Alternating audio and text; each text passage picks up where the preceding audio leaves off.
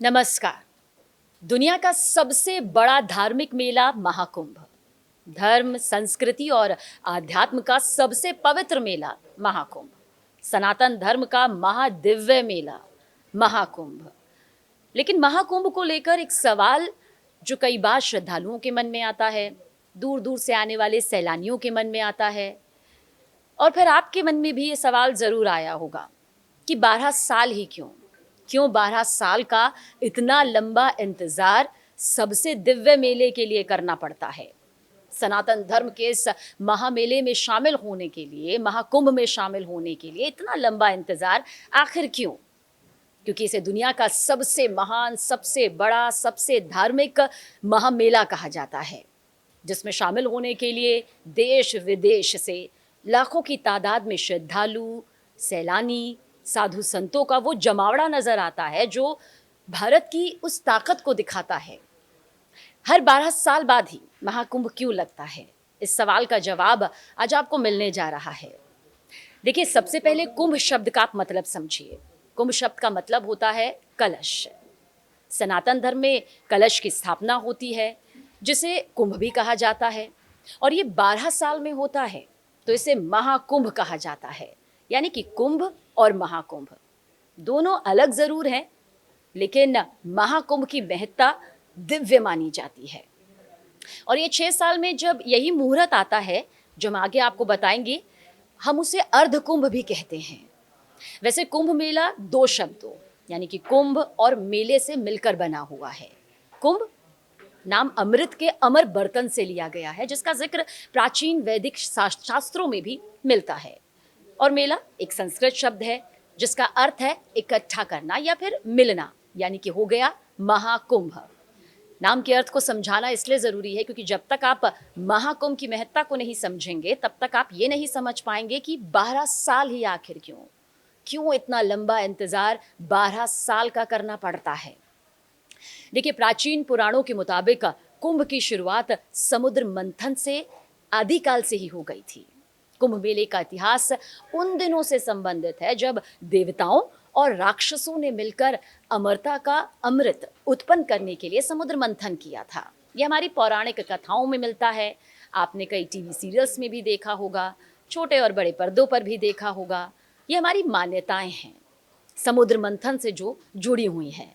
और उस वक्त सबसे पहले विष निकला था, जिसे महादेव ने पिया था, जिसके बाद महादेव का जो कंठ है वो नीला पड़ गया था, और उसके बाद उन्हें नीलकंठ के नाम से भी जाना जाता है। अब उसके बाद जब अमृत निकला तो उसे देवताओं ने पी लिया। लेकिन इस बीच की जो कहानी है, इस बीच की जो मान्यता है, उसमें 12 साल का ये पूरा रहस्य छिपा हुआ है।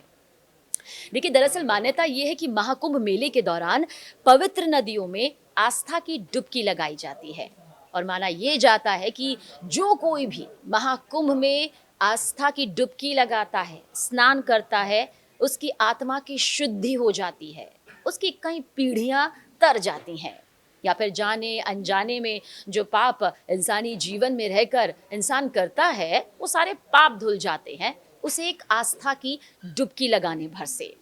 क्योंकि कहा जाता है कि उस दौरान, यानी कि जब महाकुंभ चल रहा होता है, तब समस्त जो देवता गण हैं अपना आशीर्वाद अमृत के तौर पर बरसाते हैं। सनातन धर्म में महाकुंभ का विशेष महत्व है। हर 12 साल बाद महाकुंभ लगता है, जो इस बार 13 जनवरी से लेकर 26 जनवरी 2025 तक उत्तर प्रदेश के प्रयागराज में लगने जा रहा है। यानी कि दुनिया के सबसे बड़े धार्मिक मेलों में से एक महाकुंभ, जिसमें दुनिया भर से श्रद्धालु, सैलानी, साधु संत पहुंचते हैं, जहां करोड़ों श्रद्धालु गंगा, यमुना और सरस्वती के पवित्र संगम तट पर स्नान करते हैं, आस्था की डुबकी लगाते हैं। अब हम अमृत कलश का जिक्र कर रहे थे, तो इस अमृत कलश को पाने के लिए जब देवता और असुरों के बीच में महायुद्ध चला, तो ये 12 दिव्य दिनों तक चला। जी हाँ, 12 दिव्य दिन। अब इसे 12 दिन क्यों नहीं कह रहे हम 12 दिव्य दिन क्यों कह रहे हैं? दरअसल जब देवताओं और राक्षसों के बीच ये युद्ध चला 12 दिव्य दिनों तक, तो हमारी पौराणिक कथा के अनुसार प्रयागराज के महाकुंभ का संबंध इसी समुद्र मंथन से जुड़ता है। जैसा हमने बताया कि समुद्र मंथन किया गया था, तब अमृत का कलश मिला था और माना जाता है कि उसी दौरान अमृत कलश से कुछ बूंद पृथ्वी पर 4 पवित्र स्थान पर गिरी थी, जिनमें प्रयागराज, हरिद्वार, नासिक और उज्जैन पर ये बूंदें गिरी। जिसके बाद सिर्फ इन्हीं दिव्य स्थान पर कुंभ लगता है और प्रयागराज तो महाकुंभ का साक्षी बनता है। देखिए, शास्त्रों में प्रयागराज को तीर्थराज अथवा तीर्थ स्थल का राजा भी कहा जाता है और ऐसी मान्यता है कि पहला यज्ञ ब्रह्मा जी के जरिए यहीं पर किया गया था। वैसे तो महाभारत समेत कई धार्मिक ग्रंथ ऐसे हैं जहां पर कई मौकों पर यह देखने को मिलता है कि प्रयागराज एक पवित्र स्थल है। और इतना ही नहीं, मान्यता ये भी है कि देवताओं और असुरों में जब 12 दिव्य दिनों तक इस अमृत को पाने के लिए भयंकर लड़ाई चली थी, जीत भले ही देवता गणों की हुई थी, लेकिन ये 12 दिव्य दिन जो हैं वो मनुष्य के 12 साल के समान होते हैं, इसलिए इन्हें 12 दिव्य दिन कहा गया। 12 दिव्य दिन एक बार आप फिर समझिए, यानी कि 12 दिव्य दिन जब देवताओं और असुरों के बीच में अमृत कलश को पाने के लिए ये महायुद्ध चला, तो वो दिन जो होते हैं, जैसे हमारा जो एक साल होता है, मनुष्य के 12 साल के समान हुए। यही वजह है कि महाकुंभ का मेला 12 साल में एक बार मनाया जाता है। वैसे कहा यह भी जाता है कि इस अवधि के दौरान नदियां जो हैं वो महज नदियां नहीं रहती हैं, उनका जल अमृत में तब्दील हो जाता है। इसलिए दुनिया भर से कई तीर्थयात्री पवित्रता और अमरता के सार में स्नान करने के लिए महाकुंभ के मेले में आते हैं और इसका साक्षी बनते हैं। शास्त्रों के अनुसार पृथ्वीवासियों का एक साल देवताओं के लिए महज एक दिन के बराबर होता है। अब इस हिसाब से पृथ्वी की गणनाएं अगर की जाएं तो उसके हिसाब से देवताओं और असुरों के बीच महायुद्ध 12 वर्ष तक यूं ही चलता रहा और इस महायुद्ध की अवधि 12 साल थी। इसी वजह से 12 साल बाद कुंभ का आयोजन किया जाता है, महाकुंभ का आयोजन। देवताओं के 12 साल पृथ्वी के 144 साल के बराबर हुए। जब आप इसका कैलकुलेशन करेंगे तो आप पाएंगे कि मनुष्य का जो एक साल है, कैसे वहाँ पर इसको आप कैलकुलेट करते हैं। उसके बाद 12 साल पृथ्वी के 144 साल के बराबर हुए। देखिए, मान्यता यह है कि 144 साल बाद स्वर्ग में कुंभ मेले का आयोजन किया जाता है और इस बार भी यही महाशुभ संयोग बन रहा है। इसलिए पृथ्वी पर उस साल महाकुंभ का आयोजन होता है, जो कि इस बार यहाँ पर पड़ रहा है। इस बार का महाकुंभ दिव्य महाकुंभ है। इस बार का महाकुंभ महासंयोग लेकर आ रहा है। ज्योतिष शास्त्र के मुताबिक बृहस्पति लगभग 12 वर्षों में अपनी 12 राशियों का पूरा चक्कर भी लगाते हैं। इसके पीछे एक ये भी मान्यता है। और जब बृहस्पति कुंभ राशि में और सूर्य मेष राशि में होते हैं, तब महाकुंभ का आयोजन किया जाता है। और यही वजह है, यही कारण है कि हर 12 साल में ये महापर्व मनाया जाता है। देखिए, अमृत की खींचातानी जिसके बारे में हमने बताया, इसमें एक और दिलचस्प मान्यता आती है। चंद्रमा ने, कहते हैं, अमृत को बहने से बचा लिया था और फिर गुरु बृहस्पति देव ने कलश को छिपा दिया था।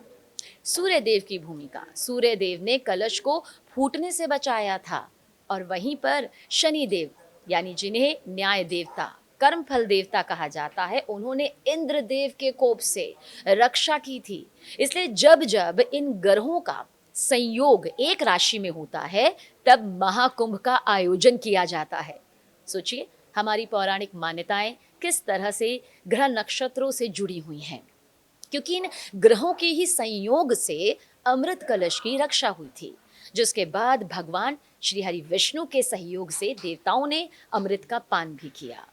दुनिया का सबसे बड़ा यही धार्मिक मेला अब लग रहा है और देखिए किस तरह से जो शाही स्नान होंगे, उनकी भव्य तस्वीर यहाँ पर सामने आएगी। और ये रामायण से भी जुड़ा हुआ है, महाभारत के काल से भी जुड़ा हुआ है। ऐसी बहुत से रहस्यमयी तस्वीरें हैं जो महाकुंभ के साथ यूं ही जुड़ी हुई हैं, जिन्हें आज हर कोई जानना चाहता है। हम ऐसे ही वीडियोस के ज़रिए आपको और भी बहुत सी ज़रूरी जानकारी देंगे जो हमारी परंपरा, भारतीय संस्कृति, भारतीय रिवाज और साथ ही धर्म से जुड़ी हुई हैं। क्योंकि महाकुंभ सिर्फ एक महामेला नहीं है, ये आस्था का विषय है, ये उस प्रतीक का विषय है जिसे लेकर आज हम और आप अपने जीवन को जीते हैं।